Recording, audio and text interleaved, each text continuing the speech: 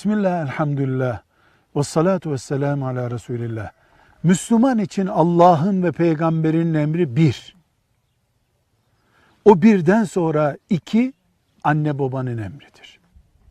Anne babaya itaattir. Allah'ın emri anne babaya itaatin emrinden önce geliyor, onlarınki sonra geliyor.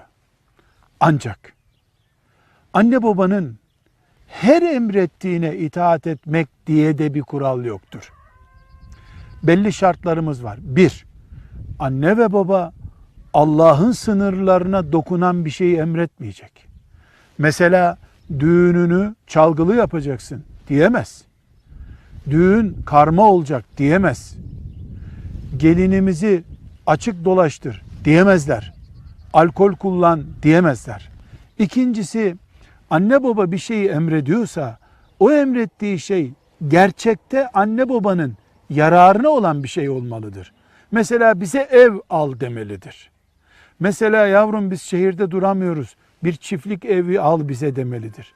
Mesela biz gece korkuyoruz, gel yanımızda kal demelidir. Anne baba makul ve ihtiyaçları olan bir şeyi isterlerse haklarıdır. Üçüncüsü, evladı ezip geçen bir şeyi emretme hakkı da yoktur anne babanın. Mesela anne baba çocuğuna böbreğini kardeşine ver, böbreğini teyzene ver diye bir emir veremez. Çünkü insanın büyük bir zarara girdiği şeyde Allah'ın en büyük farzları olan oruç bile kalkıyor. Domuz eti bile helal oluyor insan ölmesin, insan zarar görmesin diye.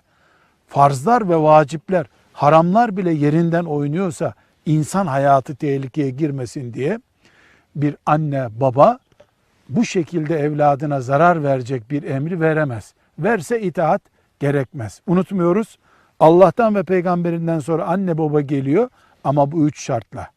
Bir, Allah'ın sınırlarına dokunulmayacak, anne baba dokunmayacak.